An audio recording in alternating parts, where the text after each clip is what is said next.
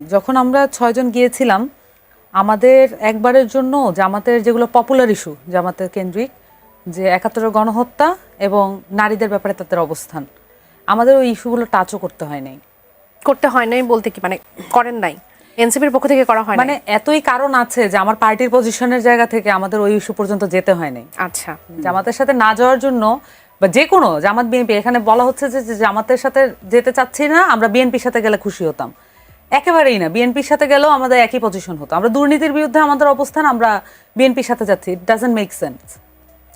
So বিএনপির বিরুদ্ধেও আমাদের অবস্থান আছে, জামাতের বিরুদ্ধেও আমাদের অবস্থান আছে। এটাই হচ্ছে আমাদের ওই জায়গাটা তৈরি করেছিল আমাদের। আমি যেগুলো নিয়ে আমার কোশ্চেন, আমি আসলে এই অ্যান্সারগুলো খুঁজছিলাম, আমি আসলে অ্যান্সারগুলো পাই নাই। সো দলের কাছে আমার অ্যান্সারগুলো দরকার।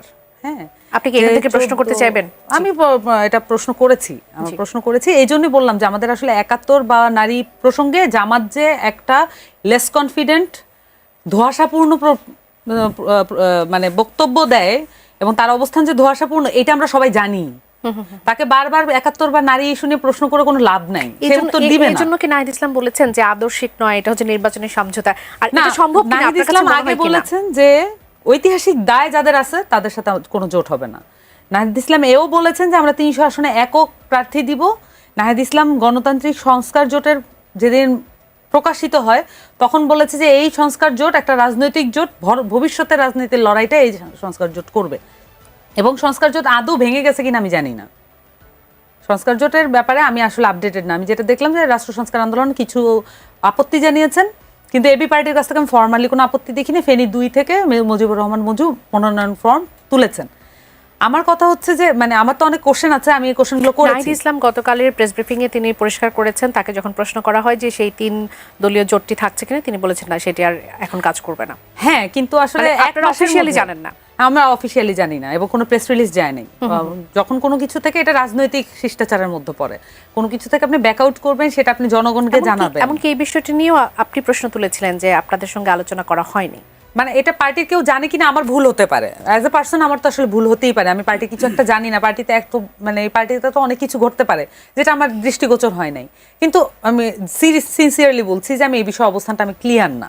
তো যেটা আমি বুঝি যে কোনো জোট থেকে বের হয়ে গেলে এটা অফিসিয়ালি প্রেস রিলিজ দিয়ে জনগণকে জানাতে হয়। সো এই জিনিসটা করার দরকার ছিল।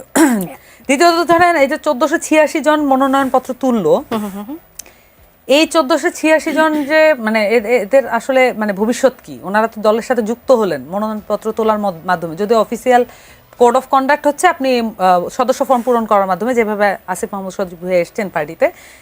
কিন্তু আসলে এই ১৪৮৬ জনের কি হবে? ওনারা তো আসলে নতুন বাংলাদেশের জন্য আসছিলেন, আমরা তো প্রমিসটা রাখতে পারি নাই। এবং আমরা তো আসলে মনোনয়নপত্র যখন বিক্রি করেছি আমরা তো বলেছি যে আমরা প্রমিসটা রাখবো। এবং আমি নিজে অনেক জায়গায় বলেছি যে ৩০০ আসনে আমরা প্রার্থী দিব, কারণ আমি দেখছি আমার নেতারা বলছেন। তো আমি মনে করেছি এটা পার্টি লাইন। তো আমি যখন আটার করেছি যে আমরা ৩০০ আসনে প্রার্থী দিব, আমরা কারো সাথে কোনো মানে কম্প্রোমাইজ এবং পুরনো রাজনৈতিক দলের সাথে আমি কনফিডেন্টলি আপনার এখানে বসেও বলে গেছি। So I M a liar now basically, যে আমি মানুষকে স্বপ্ন দেখাই কিন্তু এটা আমি ফলো আপ করি না। আমি একজন লায়ার পলিটিশিয়ান হইতে চাই না। আমার কাছে মনে হয় যে আমাদের যে যারাই এরকম ভাবছে তাদের এইটা একটা পীড়ন আছে এবং এই পীড়নটা আসলে অনেকেই নিতে পারছেন না পার্টিতে।